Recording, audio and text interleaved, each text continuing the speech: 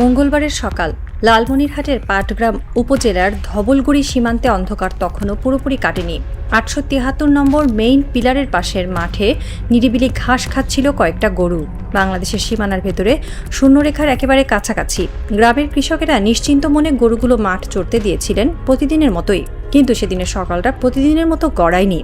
ভারতের দিকের কাঁটাতারের আড়াল থেকে কয়েক জোড়া লোভাদুর দৃষ্টি তাকিয়েছিল সেই নিরীহ গবাদি পশুগুলোর দিকে। পরনে ভারতীয় সীমান্তরক্ষী বাহিনী বিএসএফ এর ইউনিফর্ম, হাতে অত্যাধুনিক রাইফেল, অথচ তাদের দৃষ্টি তখন এক ছিচকে চোরের মতো সন্তর্পণে। মুহূর্তের মধ্যে তারা বাংলাদেশের ভূখণ্ডে ঢুকে পড়ল। লক্ষ্য একটাই, গরুগুলোকে ধরে ভারতের ভেতরে পাচার করা। কিন্তু তারা এক গভীর সত্য ভুলে গিয়েছিল, বাংলাদেশের মানুষ এখন আর নীরব দর্শক নয়। এই ভুলটাই তাদের সেদিন চরম মূল্য চোকাতে হলো। গ্রামের এক কৃষকের চোখে ধরা পড়তেই বাজ পড়ল আকাশে। মুহূর্তের মধ্যে খবর ছড়িয়ে গেল পুরো গ্রামে।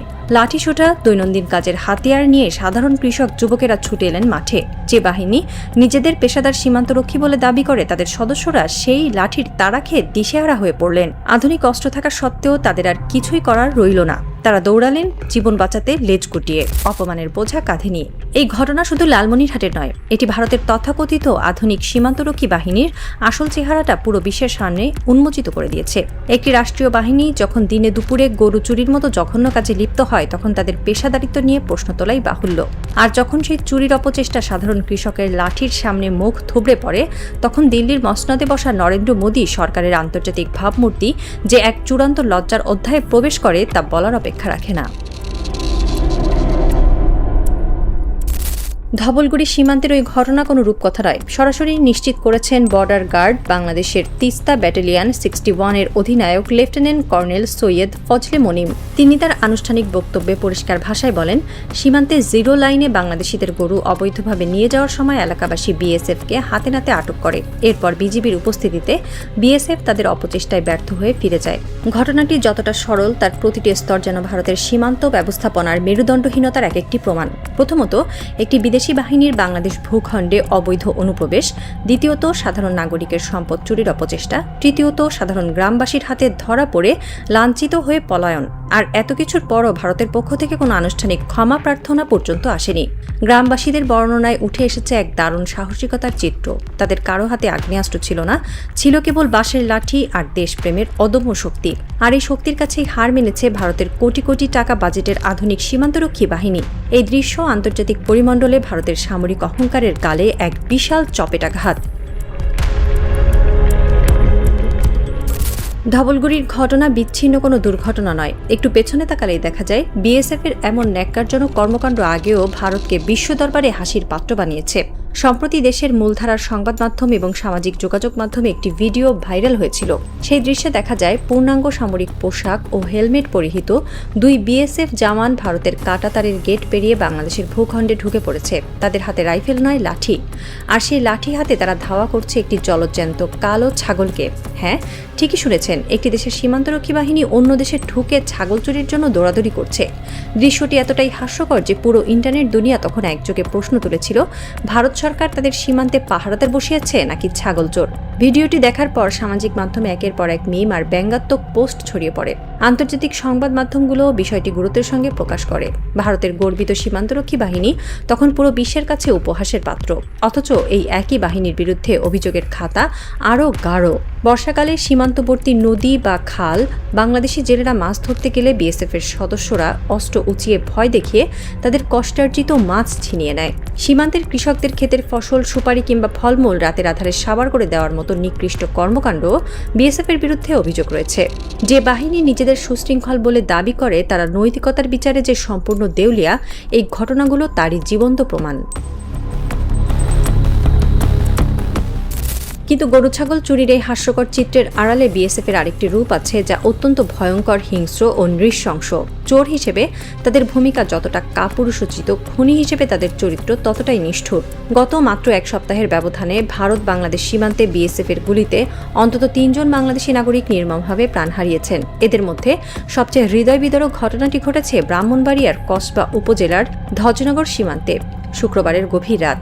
কসবা সীমান্তের নিস্তব্ধতা ভেঙে হঠাৎ বেজে উঠল গুলির শব্দ।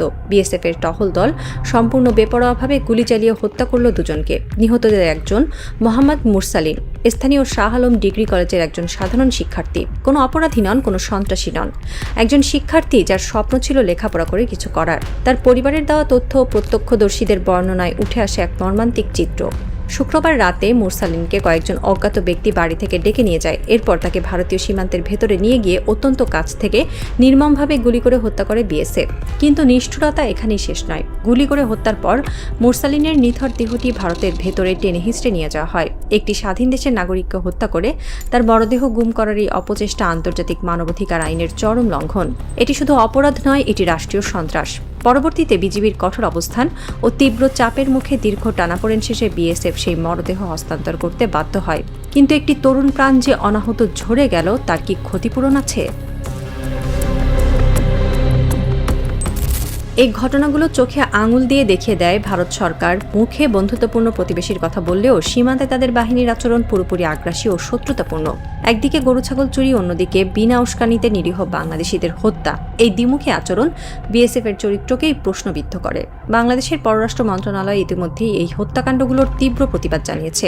দিল্লিতে বাংলাদেশ হাই কমিশনের পক্ষ থেকে ভারতের পররাষ্ট্র মন্ত্রণালয়ে কড়া বার্তা পাঠানো হয়েছে। বলা হয়েছে, সীমান্তে বিএসএফ এর এই আগ্রাসী আচরণ বন্ধ না হলে দুই দেশের সম্পর্কের ওপরে নেতিবাচক প্রভাব পড়বে। কিন্তু প্রশ্ন থেকে যায়, ভারত কি সত্যিই তাদের বাহিনীকে নিয়ন্ত্রণ করতে পারছে, নাকি চেষ্টাই করছে না, নাকি এটি বড় কোনো রাজনৈতিক খেলার অংশ?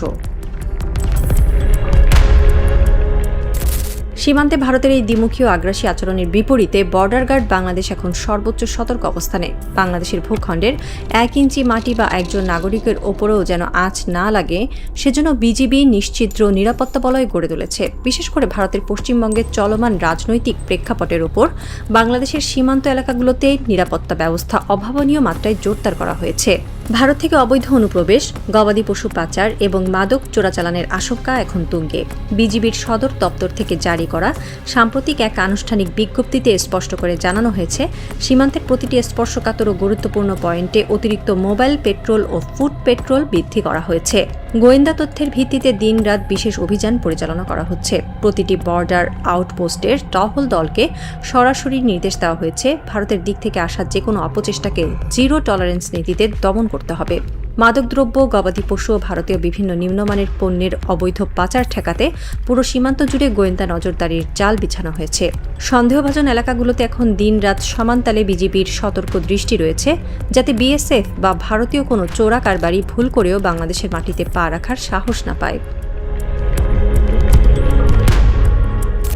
লালমনিরহাটের পাটগ্রামের ধবলগুড়ি সীমান্তে সাধারণ মানুষের লাঠিসোঁটা হাতে ঘুরে দাঁড়ানো কোনো সাধারণ বা বিচ্ছিন্ন ঘটনা নয়। এটি বছরের পর বছর ধরে সীমান্তে ঘটে চলা অবিচার, হত্যা ও অন্যায়ের বিরুদ্ধে বাংলাদেশের মানুষের পুঞ্জীভূত ক্ষোভের এক দাবানল। এদেশের সাধারণ কৃষক, যুবক, জেলে তারা বুঝিয়ে দিয়েছেন, নিজেদের সম্পদ ও মাতৃভূমির সম্মান রক্ষায় তারা এখন যে কোনো পরিস্থিতি মোকাবেলা করতে প্রস্তুত। ভারতীয় বাহিনী যখন তাদের পেশাদারিত্ব ভুলে গিয়ে সাধারণ ছিচকে অপরাধীর মতো আচরণ করছে, তখন বাংলাদেশের সাধারণ মানুষ তাদের ভাষাতেই উপযুক্ত জবাব দিচ্ছে।